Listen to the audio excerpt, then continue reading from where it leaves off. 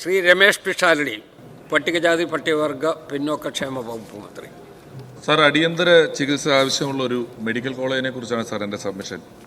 പട്ടികജാതി പട്ടികവർഗ ക്ഷേമ പിന്നോക്ക വികസന വകുപ്പിൻ്റെ കീഴിൽ അവരുടെ ഉന്നമനത്തിന് വേണ്ടി 70% സംഭരണത്തോടുകൂടി പണിത ഇന്ത്യയിലെ ഒരേ ഒരു മെഡിക്കൽ കോളേജാണ് പാലക്കാട് മെഡിക്കൽ കോളേജ്.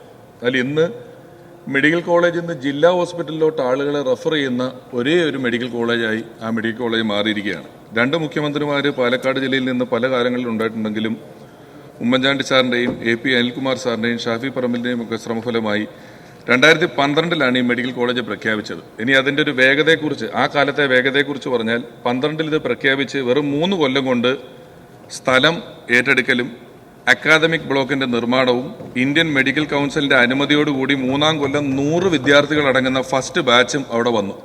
2018 ഇത് പൂർണ്ണമായും സജ്ജമാക്കണമെന്ന ഉദ്ദേശത്തോടുകൂടി 559 കോടി രൂപ തുടർ നടപടിക്ക് DPR അനുമതി നൽകി ഇവിടെ വച്ച് ഭരണം മാറി. സാർ, ഇനിയുള്ള 10 കൊല്ലത്തെ കെടുകാര്യസ്ഥത പറയാൻ എൻ്റെ വളരെ കുറച്ച് സമയങ്ങളേ ഉള്ളൂ. ഹോസ്പിറ്റൽ ബ്ലോക്കിൻ്റെ പൂർത്തീകരണം 7 വർഷവും 9 മാസമായിട്ട് പൂർത്തിയായിട്ടില്ല. അഡീഷണൽ വർക്ക് തീർന്നിട്ടില്ല. ബോയിലർ മെയിൻ ഫോൾഡിംഗ് ബിൽഡിംഗ് തീർന്നിട്ടില്ല. മോർച്ചറി ബിൽഡിംഗ് തീർന്നിട്ടില്ല. സീവേജ് ആൻഡ് ഡ്രെയിനേജ് തീർന്നിട്ടില്ല. ഇലക്ട്രോണിക്സ് വർക്ക് തീർന്നിട്ടില്ല. ഇലക്ട്രിക്കൽ തീർന്നിട്ടില്ല. ഇന്റേണൽ റോഡിൻ്റെ പണി തീർന്നിട്ടില്ല. ഗ്യാസ് പൈപ്പ് ലൈൻ സിസ്റ്റം തീർന്നിട്ടില്ല. STP തീർന്നിട്ടില്ല. Modular lab installation, power laundry, ഇതൊന്നും പൂർത്തീകരിച്ചിട്ടില്ല.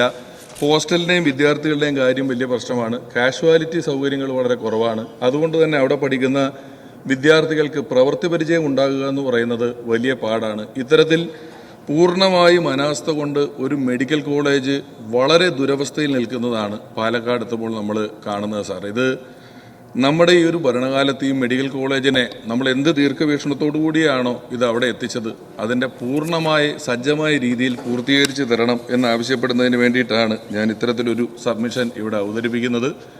അത് ദയവ് ചെയ്ത് നടപടി ഉണ്ടാകണമെന്ന് അഭ്യർത്ഥിക്കുന്നു. ബഹുമാനപ്പെട്ട മിനിസ്റ്റർ.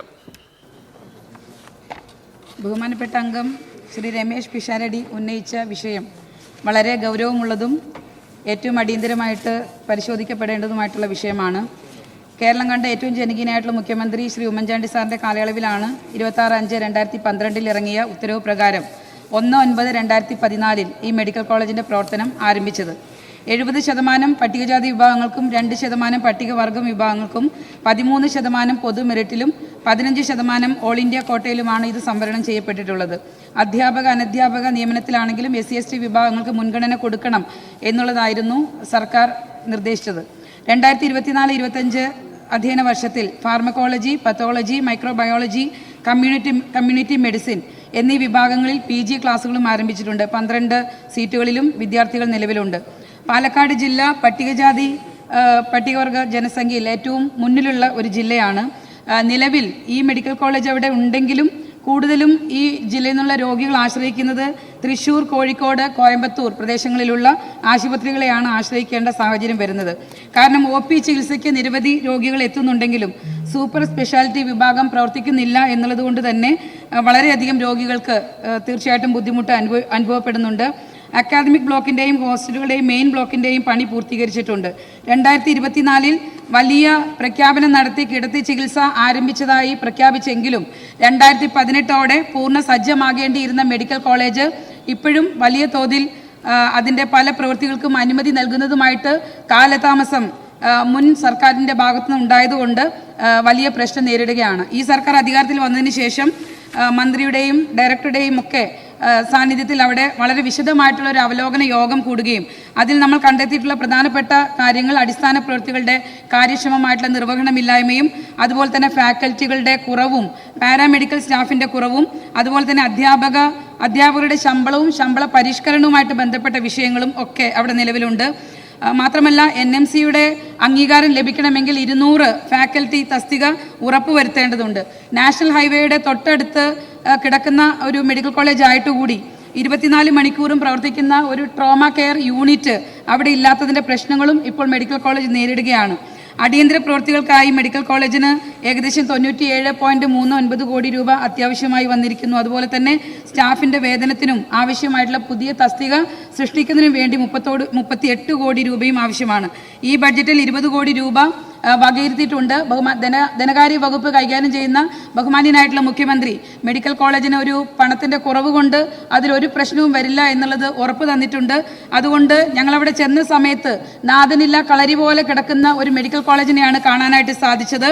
അപ്പോൾ ഏറ്റവും ആ മീറ്റിങ്ങിൽ തന്നെ ഒറ്റപ്പാലം RDO കൺവീനറായി സ്ഥലം MP-യെയും സ്ഥലം MLA-യെയും അതുപോലെ തന്നെ പാലക്കാട് ജില്ലാ കളക്ടറെയും SC വകുപ്പ് ഡയറക്ടർ അതുപോലെ തന്നെ മെഡിക്കൽ കോളേജ് ഡയറക്ടർ എന്നിവരെ ഉൾപ്പെടുത്തി ഒരു മോണിറ്ററിംഗ് കമ്മിറ്റി അവിടെ രൂപീകരിക്കുകയുണ്ടായി.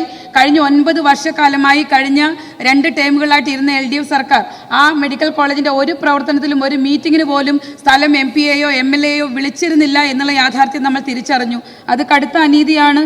മാത്രമല്ല നമ്മളൊരു പ്രവർത്തനം നടത്തുമ്പോൾ ഇത്രയും വലിയൊരു പ്രൊജക്റ്റായിട്ട് കൂടി അതിൻ്റെ പ്രവർത്തനങ്ങളിൽ സ്ഥലം MLA-ക്കും MP-ക്കും ഒക്കെ ഒരു തരത്തിലുള്ള അവരുടെ അഭിപ്രായം പോലും പറയാൻ കഴിയാത്തൊരു സാഹചര്യം ഉണ്ടായത് വളരെ ഗുരുതരമായിട്ടുള്ള ഒരു വീഴ്ചയാണ് എന്ന് തിരിച്ചറിഞ്ഞുകൊണ്ടാണ് നമ്മൾ ഈ കമ്മിറ്റി രൂപീകരിച്ചത്. 10 ദിവസം കൂടുമ്പോൾ ആ കമ്മിറ്റി ഇപ്പോൾ കൃത്യമായിട്ട് അവലോകനം നടത്തിക്കൊണ്ടിരിക്കുന്നുണ്ട്. എന്ന് മാത്രമല്ല നമുക്കിനി മെഡിക്കൽ കോളേജ് ഏറ്റവും പൂർണ്ണ സജ്ജമാകണമെങ്കിൽ ഏകദേശം 550ഓളം കോടി രൂപ ആവശ്യമായിട്ട് വരുന്നുണ്ട്. വലിയ ബൃഹത്തായിട്ടുള്ളൊരു കർമ്മ പദ്ധതിയാണ് ഈ മെഡിക്കൽ കോളേജിനെ ജനങ്ങൾക്ക് വേണ്ടി പൂർണ്ണ സജ്ജമാക്കുന്നതിന് വേണ്ടി നമുക്ക് ആവശ്യം വരുന്നത്. കഴിഞ്ഞ സർക്കാരിൻ്റെ കാലയളവിൽ സിസ്റ്റം തകരാറാണ് എന്ന് പറഞ്ഞുകൊണ്ട് ജനങ്ങളുടെ മുന്നിൽ കൈമലർത്തുന്ന മന്ത്രിമാരല്ല ഈ UDF സർക്കാരിൻ്റെ കാലത്ത് എന്നുള്ളത് വളരെ ആത്മാർത്ഥതയോടുകൂടി പറയാൻ ഞാൻ ആഗ്രഹിക്കുകയാണ്. കാരണം നമ്മളെ ജനങ്ങൾ വോട്ട് ചെയ്ത് ജയിപ്പിച്ചത് നമ്മുടെ സിസ്റ്റം തകരാറാണ്, അതുകൊണ്ട് നമുക്ക് പ്രവർത്തിക്കാൻ കഴിയില്ല എന്ന് നമുക്ക് പറയാൻ സാധിക്കില്ല. ആ ഉത്തരവാദിത്വം ഏറ്റെടുത്തുകൊണ്ട് ഈ മെഡിക്കൽ കോളേജിന്റെ രോഗം തീർച്ചയായിട്ടും വകുപ്പ് സർക്കാർ തിരിച്ചറിഞ്ഞിട്ടുണ്ട്. അതിന് അടിയന്തരമായിട്ട് ചികിത്സ കൊടുക്കും എന്ന് എല്ലാവരോടും പറഞ്ഞുകൊണ്ട് ബഹുമാനപ്പെട്ട അംഗത്തിന് ഈ മറുപടി തൃപ്തികരമായിരിക്കും എന്ന് പ്രതീക്ഷിച്ചുകൊണ്ട് നിർത്തട്ടെ. നന്ദി.